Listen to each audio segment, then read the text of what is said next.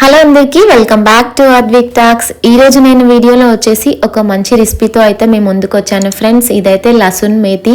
So చాలా బాగుంది curry అయితే. ఫస్ట్గా అయితే మనం ఒక ప్యాన్ పెట్టుకొని అందులో పల్లీలు వేయించుకోవాలి. కొంచెం పల్లీలు వేగగానే నూనె వేగించాలి. ఆ తర్వాత అందులో కొంచెం శనగపిండి వేసి ఇలా శనగపిండి కూడా బ్రౌన్ కలర్ వచ్చేంత వరకు ఇలా ఫ్రై చేయాలి. ఇంకా ఈ మూడింటిని కలిపి మనమైతే మిక్సీలో వేసుకొని మంచిగా మెత్తగా పౌడర్ లాగా అయితే చేసుకోవాలి ఫ్రెండ్స్, ఈ వీడియోలో చూపిస్తున్నట్టుగా.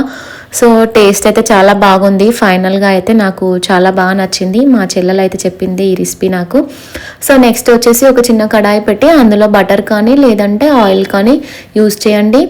ఇంకా మనం దీనికైతే ఫస్ట్ రోస్ట్ చేయాల్సింది ఎల్లిపాయలు అయితే మనం ఇలా చిన్నగా కట్ చేసుకొని చేయాలి ఫ్రెండ్స్. ఇంకా అదే ప్యాన్లో వచ్చేసి మెంతి అయితే మంచిగా శుభ్రంగా కడుక్కొని ఉంచిన దాన్ని ఇందులో వేసి ఈ రెండింటిని కూడా మంచిగా ఫ్రై చేయాలి ఫ్రెండ్స్. మెంతి మొత్తం ఫ్రై అయ్యే వరకు చేస్తూనే ఉండాలి ఇలా.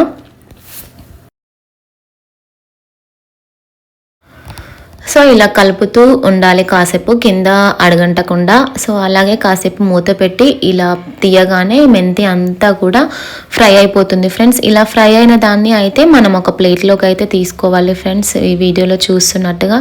నెక్స్ట్ వచ్చేసి మనం మళ్ళీ అదే ప్యాన్లో కొంచెం నెయ్యి యూజ్ చేసి ఆ నేతిలో మళ్ళీ కొంచెం ఎల్లిపాయలు అయితే ఫ్రై చేయాలి ఫ్రెండ్స్. ఇదైతే పోపు కోసం పెడుతున్నాం, ఇంకా మనం కర్రీ పోపుకి రెడీ చేస్తున్నాం ఫ్రెండ్స్. ఎల్లిపాయలు ఫ్రై అవ్వగానే కొంచెం ఆనియన్స్ అండ్ మిర్చి వేసి అవి ఫ్రై చేస్తూ ఉండాలి. నెక్స్ట్ వచ్చేసి టమాటాలు కూడా చిన్న చిన్నగా కట్ చేసుకొని వేయాలి ఫ్రెండ్స్.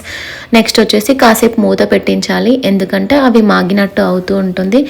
సో నెక్స్ట్ ఇలా కొంచెం ఉడికినట్టు అవ్వగానే మనం మిక్సీలో పట్టుకున్నాం కదా పౌడర్, ఆ పౌడర్ అంతా వేసి ఇలా మంచిగా కలపాలి ఫ్రెండ్స్.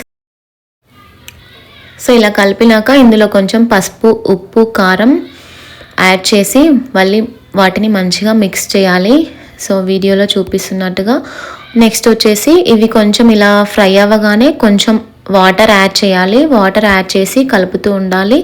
తర్వాత ధనియాల పొడి, జీలకర్ర పొడి, ఇంకా మసాలా వేసి మంచిగా కలపాలి ఫ్రెండ్స్. నెక్స్ట్ ఇంకా కొన్ని వాటర్ యాడ్ చేసి కలుపుతూ ఉండాలి. సో అదనేది ఇంకా మరుగుతూ ఉంటుంది. మనం వాటర్ వేసి ఇలా మూత పెడితే మంచిగా మరుగుతుంది. సో ఆయిల్ పైకి వచ్చేంత వరకు ఇలా మనము మరగపెడుతూ ఉండాలి ఫ్రెండ్స్. ఆయిల్ పైనకి వచ్చింది అంటే రెసిపీ ఏదైనా కూడా పర్ఫెక్ట్గా వచ్చిందని అర్థం. సో ఇంకా ఇది ఇలా మరుగుతున్న దాంట్లో మనము మేతి ఉన్న ఎల్లిపాయలు ఫ్రై చేసుకున్నాం కదా ఫ్రెండ్స్, ఇందులో వేసేసి మంచిగా కలిపేసేయాలి. ఒక 5 minutes అలా ఉడుకుతూ ఉంటుంది మళ్ళీ. సో ఇలా ఉడుకుతున్నప్పుడు మనం దీన్ని పక్కన పెట్టేసి మళ్ళీ ఇంకొక ప్యాన్ తీసుకొని అందులో కొంచెం గీ కానీ లేదంటే బటర్ కానీ యూజ్ చేయొచ్చు ఫ్రెండ్స్. సో మేమైతే గీ యూజ్ చేసాము.